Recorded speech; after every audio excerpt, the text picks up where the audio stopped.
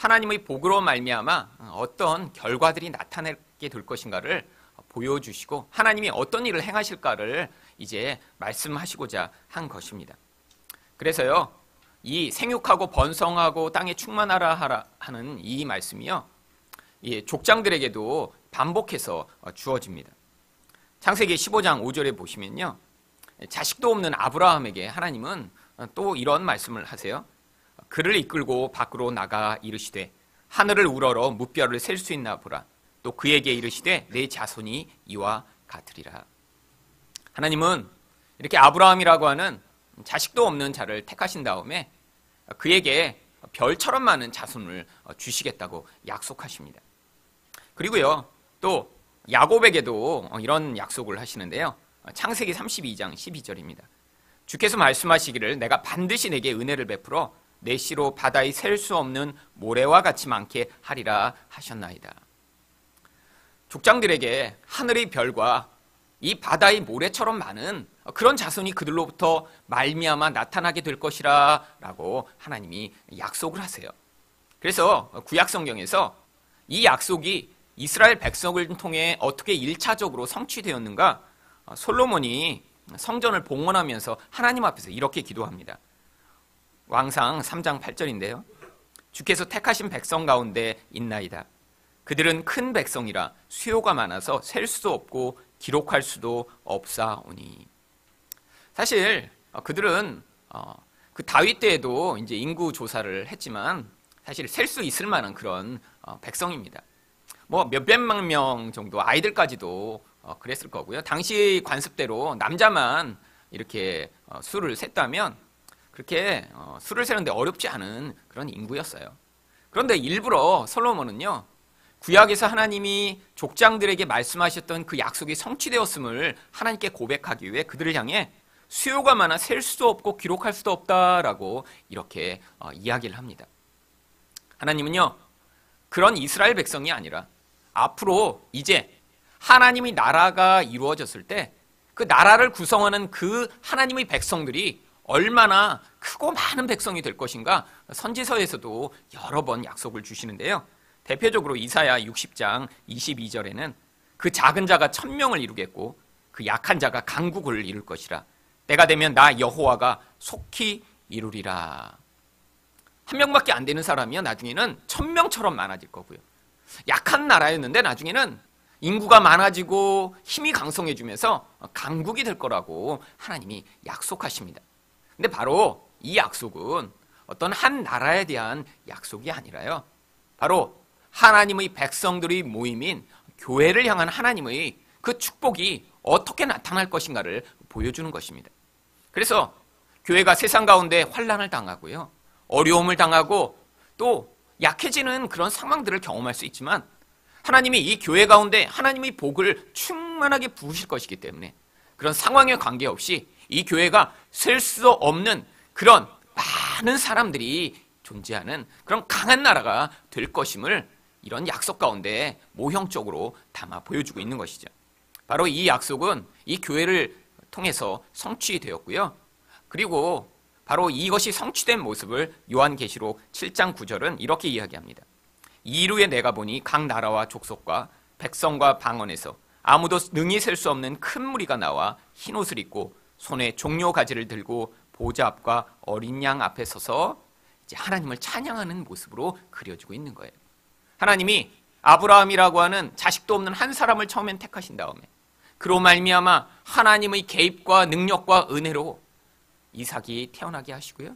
그렇게 시작된 하나님의 백성들이 결국에는 셀 수 없는 무한한 그런 많은 백성이 되는 것. 이게 바로 사람들이 열심을 다해서 그렇게 된 것이 아니라 하나님이 부으신 복의 결과로 나타난 것입니다.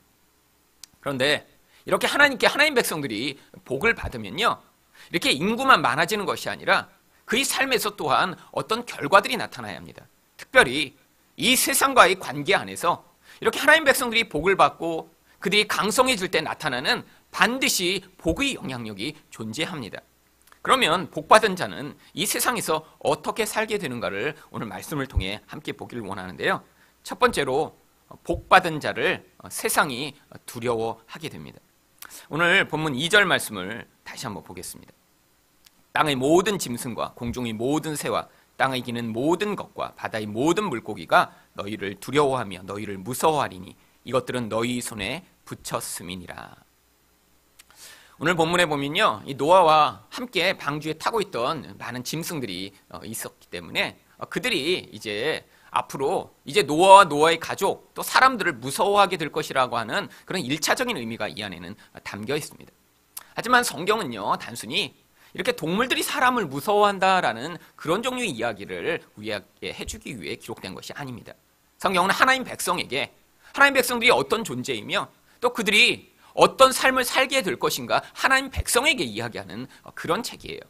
여기에 나와 있는 이 모든이라고 하는 단어가 4번이나 반복된 것은요, 바로 이런 단순히 짐승이 아니라 모든 세상을 그 안에 포함하고 있는 것입니다. 또한 이런 모든 것들이요, 하나님의 백성인 노아와 그 가족들을 두려워하게 될 것이라는 것은요, 바로 이 세상이 이제 하나님의 백성을 두려워하고 무서워하게 될 것임을 보여주기 위한 모형으로 이게 1차적으로 등장하는 거예요. 이 모형이 이제 조금 더 구체적인 모형으로 등장하는 게요, 바로 신명기 11장 25절입니다. 너희 하나님 여호와께서 너희에게 말씀하신 대로 너희가 밟는 모든 땅 사람들에게 너희를 두려워하고 무서워하게 하시리니 너희를 능히 당할 사람이 없으리라. 바로 창세기 9장 2절에 나왔던 모든이라는 단어, 또 두려워하고 무서워하게 한다라는 단어가 여기 반복되면서요, 이제 그때는 짐승들이 단순히 노아의 가족들을 두려워하는 것, 여기서 끝나는 것이 아니라 이제 이 하나님의 복이 부어지기 시작하니까요, 모든 세상 사람들이 하나님의 백성들을 두려워하고 무서워하는 그런 상황이 앞으로 벌어지게 될 것임을 하나님이 약속하신 것이에요.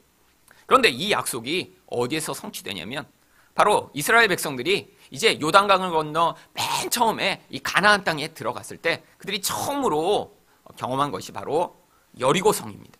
그런데 이 여리고성 사람들이요, 이 이스라엘 백성들과 아직 싸워보지도 않고 그들이 오고 있다는 소문만 들었는데 어떤 반응을 하게 되냐면 바로 그 여리고성에 있던 기생 라합이 하는 고백이 바로 여호수아 2장 8절부터 11절까지 있는데 그 라합이 이렇게 고백합니다. 또 그들이 눕기 전에 라합이 지붕에 올라가서 그들에게 이르러 말하되 여호와께서 이 땅을 너희에게 주신 줄을 내가 아노라. 우리가 너희를 심히 두려워하고 이 땅 주민들이 다 너희 앞에서 간담이 녹나니 이는 너희가 애굽에서 나올 때에 여호와께서 너희 앞에서 홍해물을 마르게 하신 일과 너희가 요단 저편에 있는 아모리 사람의 두 왕 시온과 옥에게 행한 일을 곧 그들을 전면시킨 일을 우리가 들었음이니라. 우리가 듣자 곧 마음이 녹았고 너희로 말미암아 사람이 정신을 잃었나니 너희 하나님 여호와는 위로는 하늘에서도 아래로는 땅에서도 하나님이시니라. 이렇게 세상 사람들이요, 하나님의 백성들을 향한 두려움 때문에 이 라합은 아주 표현을 잘하고 있어요. 마음이 녹았다, 간담이 녹았다, 정신을 잃었다. 얼마나 두려운지 이들의 그 심리 상태를 이렇게 다 표현하면서 우리가 다 두려워 지금 벌벌 떨고 있다고 이야기를 합니다. 그런데 왜 하나님 백성을 향해서 이 세상 사람들이 이렇게 두려워 떨게 되는 거죠? 하나님 백성이 무서워서가 아니에요. 그 배후에 있는 하나님이 누구신가를 그들이 발견하면서 오늘 본문에도 뭐라고 얘기합니까? 너희 하나님 여호와는 위로는 하늘에서도 아래로는 땅에서도 하나님이시다. 하나님의 백성 배후에 있는 그 하나님의 존재를 그들이 알게 되는 거예요.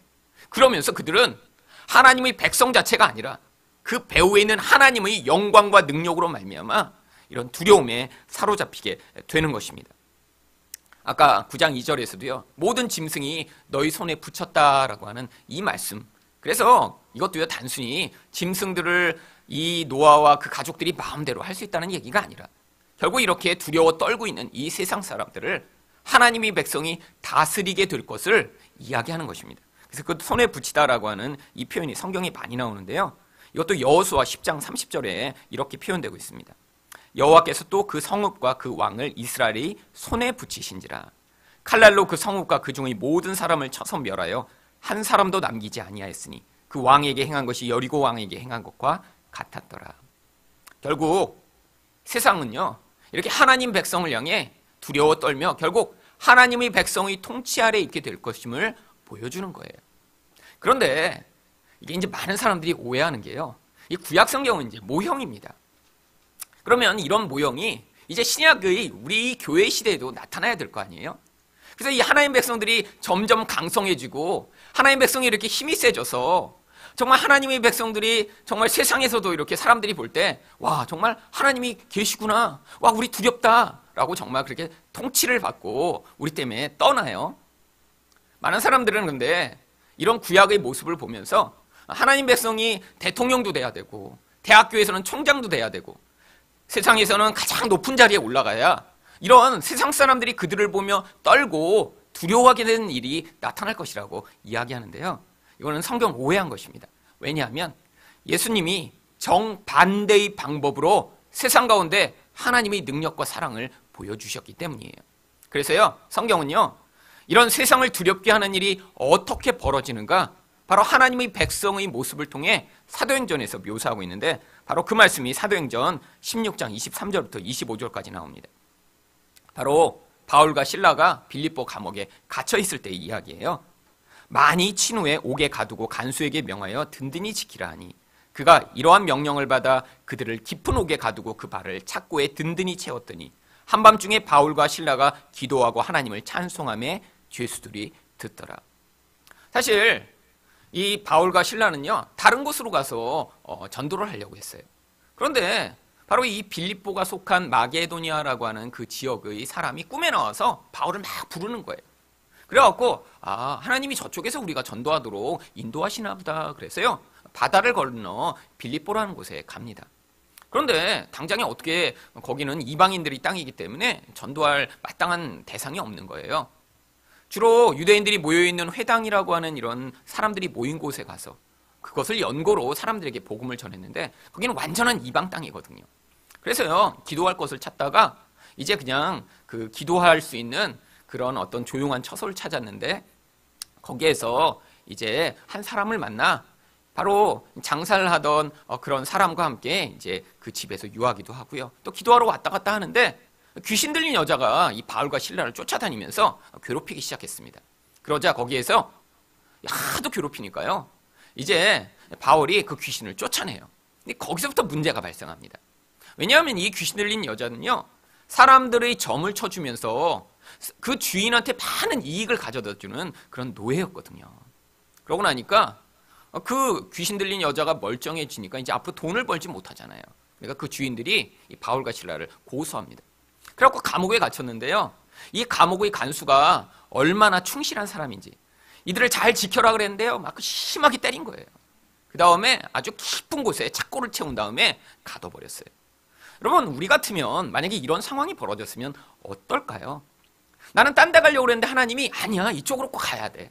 그래서 하나님의 일을 위해 거기 갔는데 그것도 이렇게 귀신 들린 자를 자유케 하는 놀라운 은혜의 능력을 보여줬는데 사람들이 와, 우리 귀신을 쫓아내셨군요, 감사합니다, 우리가 예수님을 믿겠습니다가 아니라 그 다음에 잡더니 때리더니 감옥에 가둬요. 아마 심하게 낙심했을 거예요. 그런데 바울과 실라는 그런 상황에서 낙심하지 않고 찬양을 부르며 하나님을 높이기 시작했습니다. 아마 주변에 있던 사람들이 미쳤다고 했겠죠. 그런데 그 다음에 어떤 일이 벌어지냐면 바로 16장 26절부터 32절까지입니다. 이에 갑자기 큰 지진이 나서 옥토가 움직이고 문이 곧 다 열리며 모든 사람이 메인 것이 다 벗어진지라. 간수가 자다가 깨어 옥문들이 열린 것을 보고 죄수들이 도망한 줄을 생각하고 칼을 빼어 자결하려 하거늘. 고대에는요, 간수가 죄수를 지키고 있다, 죄수가 도망가면 그 간수를 죽였습니다. 그러니까요, 만약에 이 죄수들이 이렇게 갖고 도망갔다라고 되면요, 간수가 고문을 당한 다음에 앞으로 죽게 될 거니까 두려워서 그냥 미리 죽으려고 한 거예요.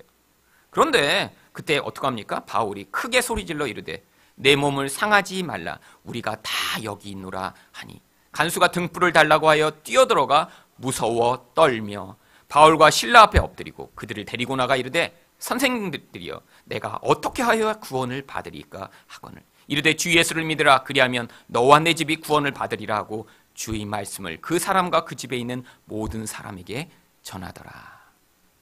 하나님의 그 능력이 어떻게 나타나죠?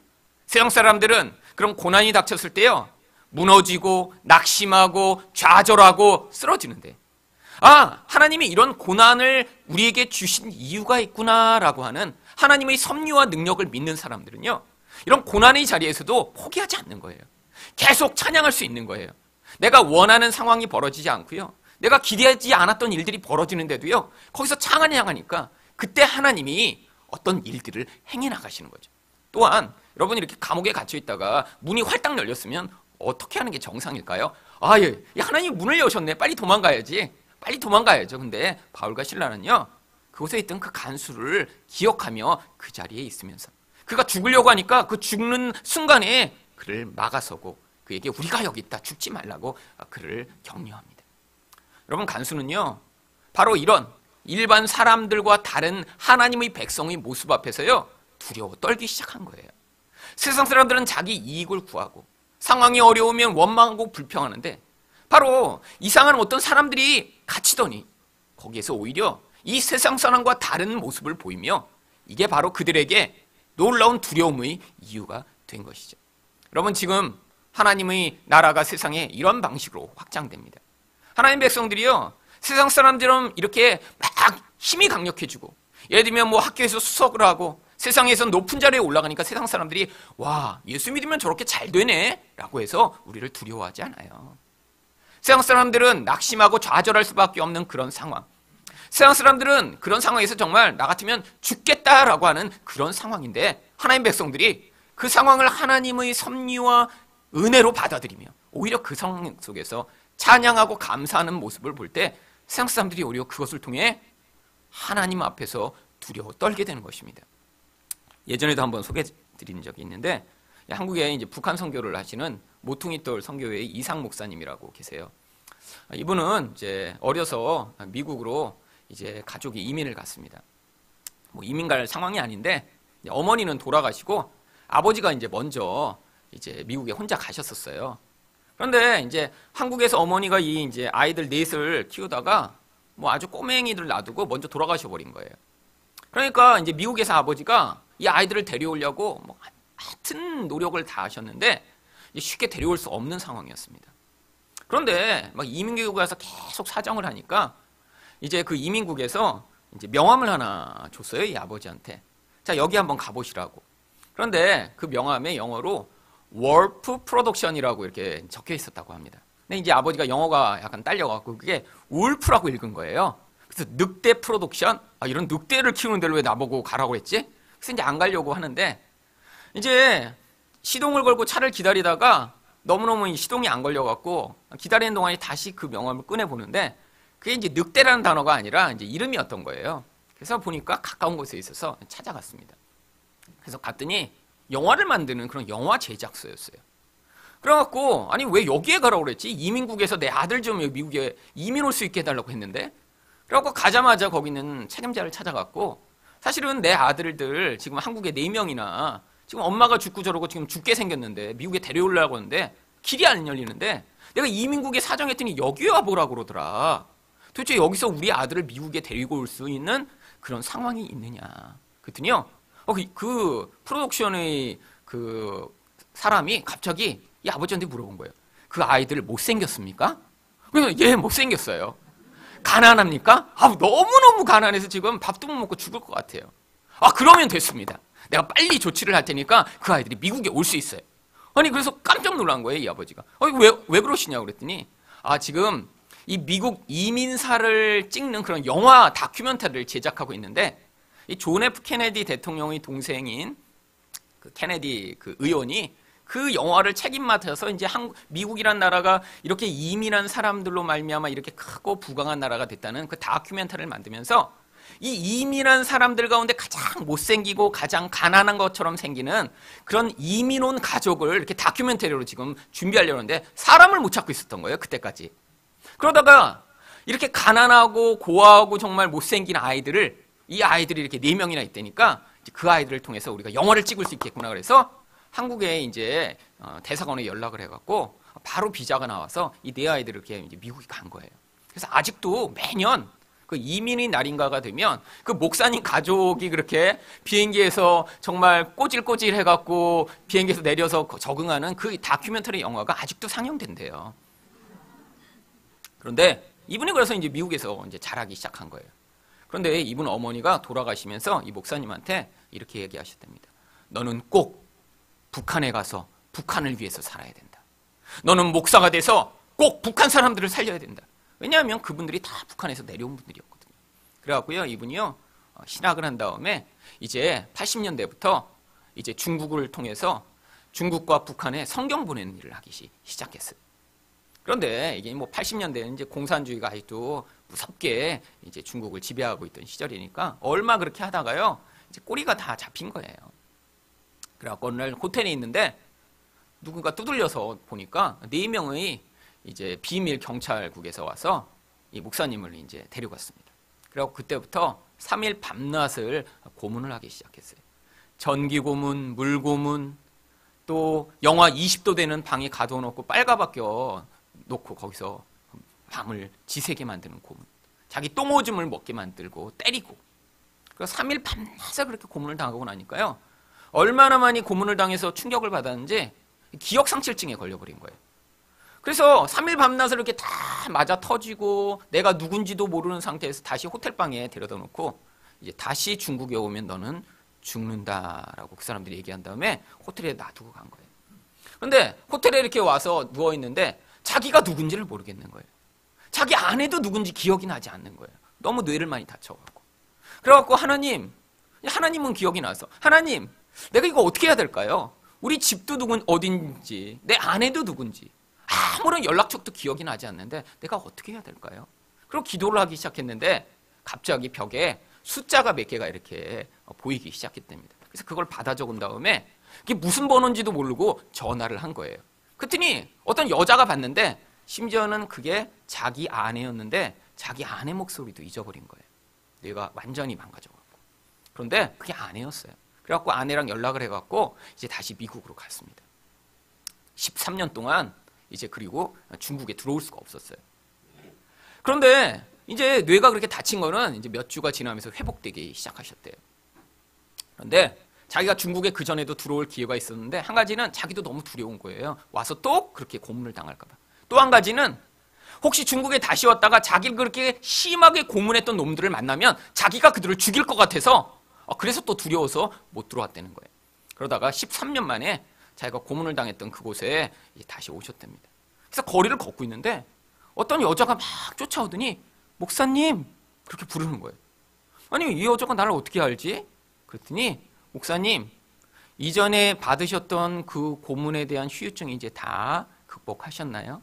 그리고 그때 그렇게 목사님을 고문했던 사람들을 이제 용서하셨나요? 아니 당신이 누구길래 내가 이렇게 13년 전에 당한 고문을 알고 계세요? 그랬더니 저쪽으로 손가락을 가르치면서 길 건너에 있는 어떤 사람을 이렇게 보라고 그러는 거예요. 그래서 목사님이 이렇게 길 건너를 보니까요, 거기에 그 13년 전에 자기를 가장 심하게 고문했던 사람이 길 건너에서 이러고 서 있는 거예요. 사실은 제가 저 사람의 아내예요. 그런데 남편이 직접 와서 무서워서 못 물어본다고 그래서요, 저를 대신 보냈어요. 그런데 저희 남편은 목사가 되었고요, 그때 목사님을 고문했던 나머지 사람들은 다 예수 믿는 사람들이 돼서 아주 신실하게 하나님을 섬기고 있습니다. 아니 어떻게 그 사람들이 다 목사가 됐죠? 그랬더니 목사님을 그렇게 고문하고 때리고 고통하는데 한 달에 70명, 80명씩 그렇게 고문을 하고 사람들을 괴롭혔는데 모든 사람들은요 그렇게 고문을 받으면 내가 나가면 너희를 죽일 거야. 정말 막 소리를 지르고 악을 쓰고 화를 내고 그리고 나중에는 애걸복걸을 하고 살려달라고 모든 사람들이 다 그러는데 목사님은 그 고문을 받는 동안 한 번도 화를 낸 적도 없고 한 번도 애걸한 적도 없고 정말로 그래서 이 사람은 정말 이상한 사람이다, 이상한 사람이다. 사람들이 그렇게 생각하며 고문을 했다는 거예요. 그런데 그 목사님이 이제 거의 실성해갖고 쓰러져 있는 상태에 그 4사람이 팔다리를 붙들고 호텔방에 데리고 가는데 그렇게 쓰러져 있던 목사님의 얼굴에서 광채가 나기 시작했대요. 그러니까 사람들이 거기다 데려다 놓고 나서도 두려워서 벌벌 떨기 시작한 거예요. 아니 이 사람은 어떤 사람이길래 이렇게 우리한테 맞고 고문을 당해도 화도 내지 않을까? 아니 도대체 무슨 배우가 있길래 이렇게 우리한테 애걸하지도 않을까? 아니 그리고 어떻게 이렇게 광채가 날까? 그리고 그 4사람이 모여서 정말 하나님이 살아계신가 보다. 우리가 그 하나님을 믿지 않으면 무서워 죽을 것 같아 라고 해서 그들이 교회에 가기 시작했고요. 그래서 그 중에 한 사람이 목사가 됐다는 거예요. 여러분, 이렇게 하나님이 지금은 세상 사람들이 도대체 이해할 수도 없는, 감당할 수도 없는 그런 상황들을 벌이게 하심으로 말미암아 세상 사람들이 두려워 결국 하나님이 살아계심을 인정하게 만드심으로 하나님 나라를 확장해 나가고 계십니다. 또한 복받은 자는 세상에서 어떻게 살게 되나요?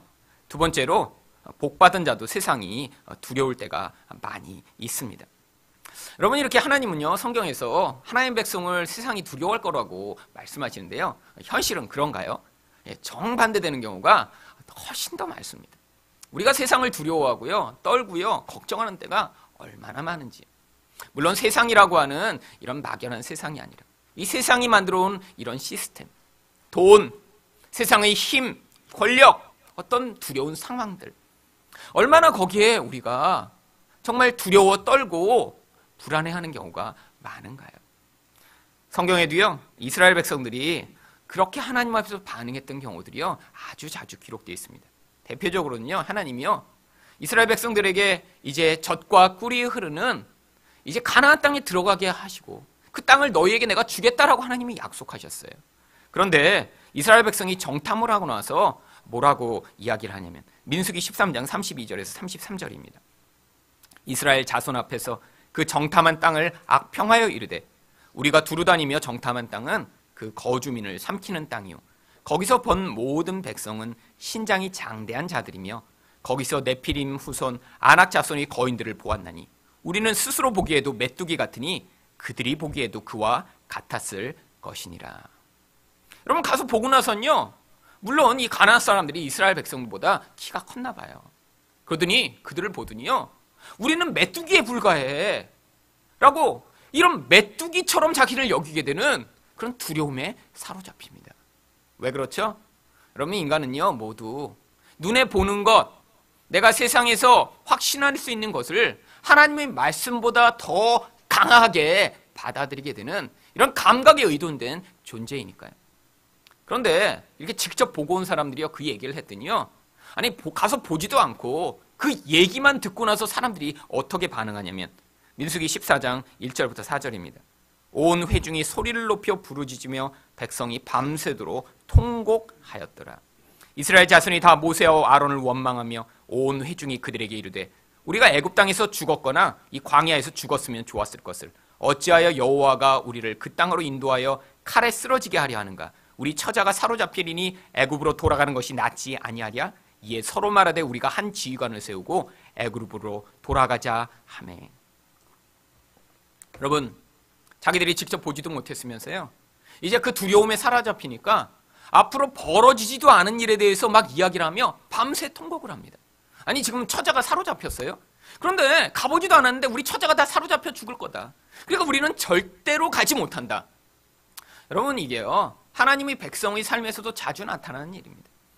하나님이 이렇게 크신 분이며 하나님이 위대하신 분이라 성경에 나온 이야기를 들을 땐 그런 것 같아.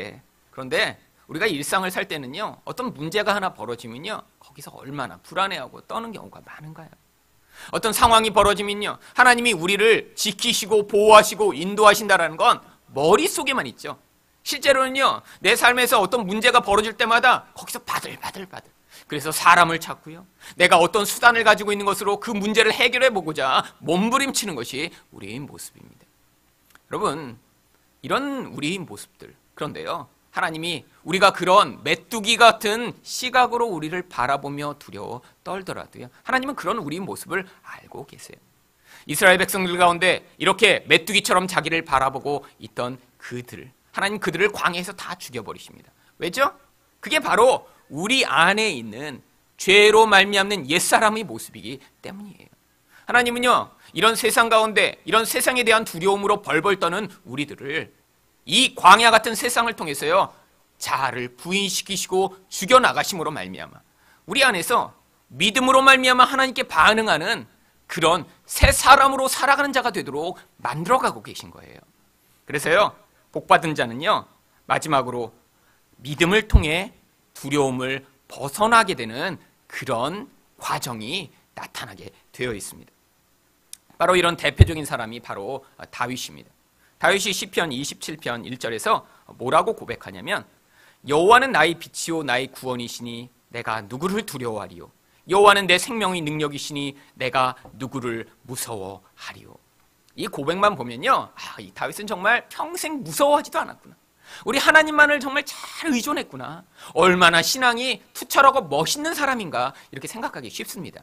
그런데 그러지 말라고 이 성경에 이 다윗이 얼마나 두려움에 떨며 얼마나 수치스러운 삶을 살았는지 다 기록해놨어요. 결국 그 과정을 지나가면서 인생 가운데 과정을 통해 믿음을 서서히 갖게 된 것이죠. 여러분, 바로 사무엘상 21장 10절에는요 그런 다윗의 모습을 이렇게 이야기합니다. 그날에 다윗이 사울을 두려워하여 일어나 도망하여 가드 왕 아기스에게로 가니. 사울이 다윗을 죽이려고 해요. 사울은 누구죠? 바로 한 나라의 왕입니다. 그런데 그 왕이요 특공대 3,000명을 조직해갖고요 이 다윗을 쫓아다니며 죽이겠다고 하는 거예요. 모든 나라의 백성들한테 이제 광고를 합니다. 이 다윗이 어디 있는지 알려주면 내가 큰 보상을 하겠다. 여러분, 두려움에 떠는 게 당연하죠. 그래서요 다윗이 무엇을 선택합니까? 적국으로 도망가요. 바로 이게 대부분의 사람들이 선택하는 인간적인 방법입니다. 세상에서도요 이 원수의 원수는 친구라는 얘기가 있습니다. 옛날에는 블레셋이 내 적이었어요. 맨날 블레셋이랑 싸워서 사람들을 죽이고 그랬어요. 그런데 지금은 이제 왕이 나를 죽이려고 하니까 그곳으로 도망가서 내가 목숨을 좀 보존해 봐야지. 그런데 어떤 상황이 벌어지죠? 사무엘상 21장 11절입니다. 아기스의 신하들이 아기스에게 말하되 이는 그 땅의 왕 다윗이 아니니까? 사실은 왕은 누구예요? 사울이에요.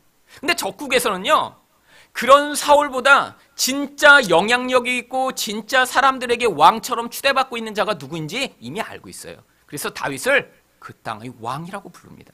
그리고 뭐라고 얘기해요? 무리가 춤추며 이 사람의 일을 노래하여 이르되 사울이 죽인 자는 천천히요 다윗은 만만히로다 하지 아니하였나이까? 여러분, 이게 사실 이 다윗이 블레셋의 가장 거대한 장수 골리앗을 죽인 지 얼마 지나지 않아서의 일입니다. 블레셋은 이 골리앗을만 있으면요 이 이스라엘을 쉽게 이기고 쉽게 승리하게 될 거라고 믿었는데 어디서 꼬마 하나가 오더니 이 골리앗을 죽여버린 거예요. 그러니까요 이 노래가 이제 적국에까지 퍼진 거예요. 사람들은 야 사울은 천천히요 다윗은 만만이다. 우리 다윗이 정말 최고야 이렇게 노래 불렀는데 이 노래가 얼마나 영향력이 있었는지 적국의 신하들도 다 알고 있어요. 여러분, 이제 상황이 어떻게 돼버렸죠? 이제 무서운 상황이 벌어진 거예요. 그러니까 그때 다윗이 어떻게 됩니까? 사무엘상 21장 12절에 다윗이 이 말을 그의 마음에 두고 가드 왕 아기스를 심히 두려워하여. 이쪽에서는 두려워서 도망갔는데 거기서는 지금 어떻게 돼요? 심하게 두려워지는 거예요. 여러분, 이게 바로 하나님 백성들이에요. 세상에서 하나님을 의존하지 않고 내 머리와 내 생각으로 그 두려움을 피하고자 어떤 일을 행할 때 나타나는 결과들입니다. 그 결과가 무엇이죠? 그래서 다윗은 그래도 이 임기응변에 아주 능한 사람이었나 봐요. 이 두려움을 피하기 위해 21장 13절에서 그들 앞에서 그의 행동을 변하여 미친 채 하고 대문짝에 그적거리며 침을 수염에 흘리매. 갑자기요 그 얘기를 듣더니 내려 있다가 내가 잡혀서 여기서 죽겠구나 그러더니 바로 미친 채 합니다. 얼마나 연기를 잘했는지요. 가서 이제 문짝을 잡고 문짝을 긁으면서 침을 질질 흘리면서 미친 짓을 하니까 이 왕이 보다가 야, 이 미친놈을 왜 데리고 왔어? 들고 가! 그래갖고 밖으로 나간 길에 빨리 도망쳐서 다시 들어와요. 여러분, 하나님을 의지하지 않고요 이 세상의 두려움을 피하기 위해 이렇게 자기 꾀로 어떤 것들을 선택하면요 이렇게 더 수치스럽고 더 부끄러운 일을 당하게 되는 거예요. 여러분, 그런데 이게 한 번으로 배울 수 있는 게 아닙니다. 유다 땅으로 돌아왔는데요 여전히 사울이 무서워요. 어떻게 해야 될지 모르겠어요. 그래서 또 꾀를 내요. 그 다음에 어디로 가냐면요 이번에는요 자기 어머니 쪽으로 먼 친척인 모압이라고 하는 그 땅으로 또 도망갑니다. 이번에는 혼자 도망가는 게 아니라요 자기 친척을 데리고 그리고 같이 도망가요. 그런데 하나님이 그렇게 도망가 있는 다윗한테 이번에는 선지자를 보내십니다.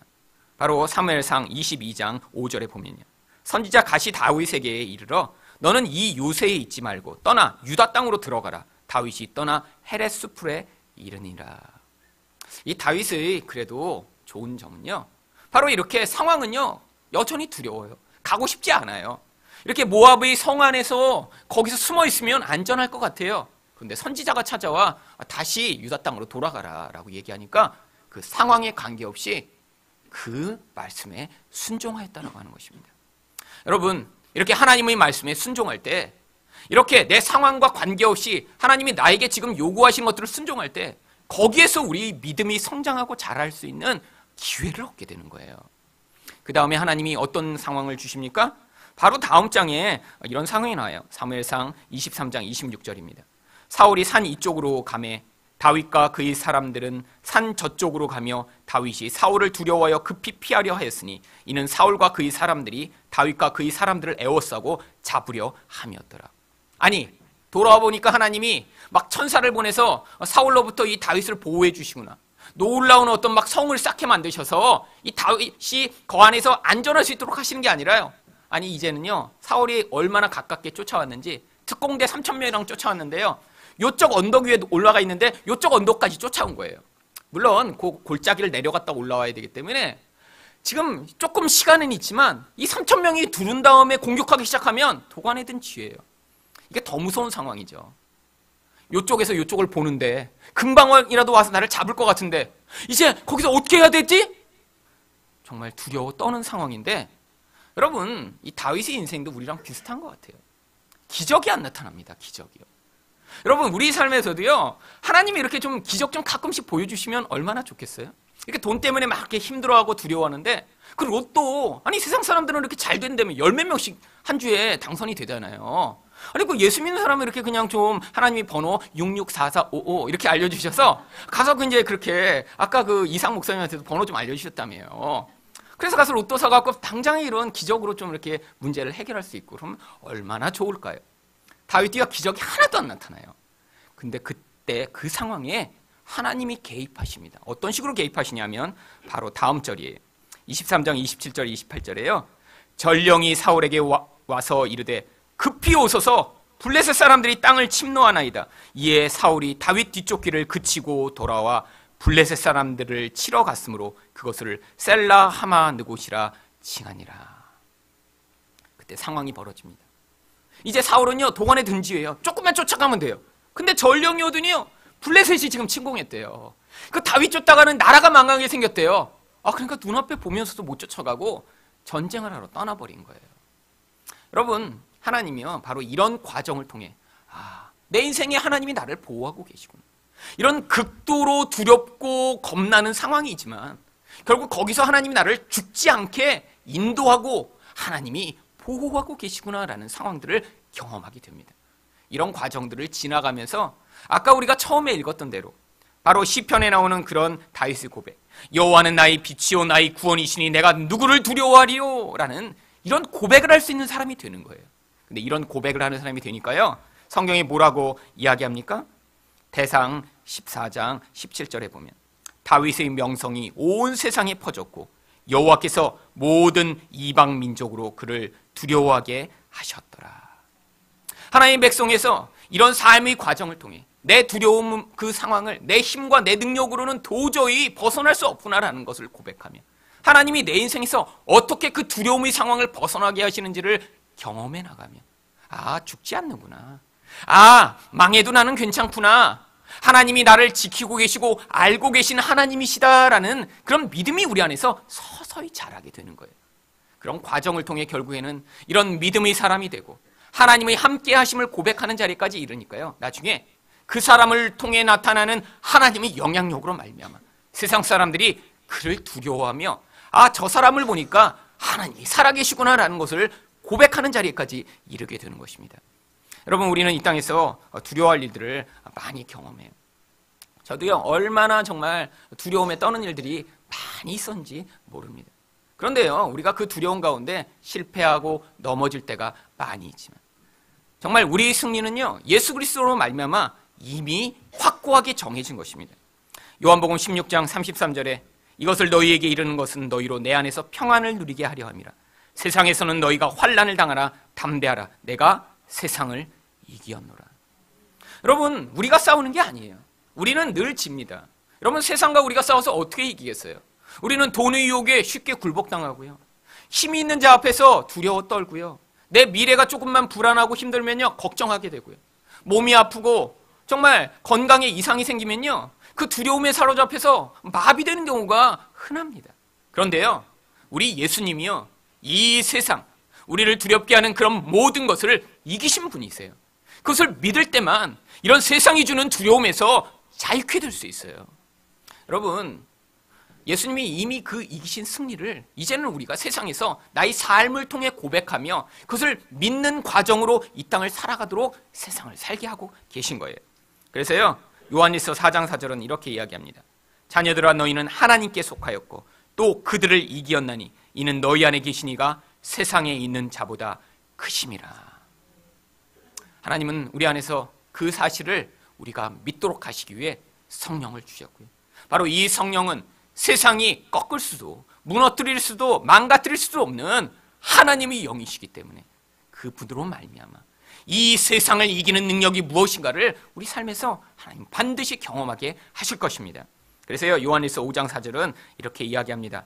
무릇 하나님께로부터 난 자마다 세상을 이기느니라. 세상을 이기는 승리는 이것이니 우리의 믿음이니라. 여러분, 믿음은요, 하늘에서 뚝 떨어지는 것이 아닙니다.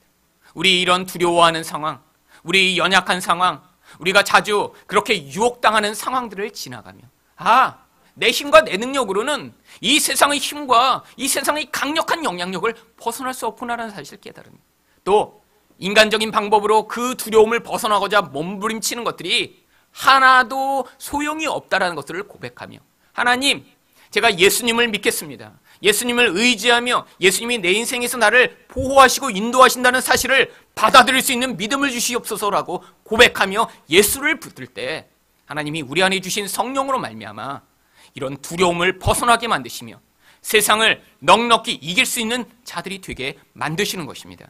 이런 성령의 능력으로, 그런 믿음으로 세상을 넉넉히 이기고 하나님 나라를 확장하시는 여러분이 되시기를 예수 그리스도 이름으로 축원드립니다.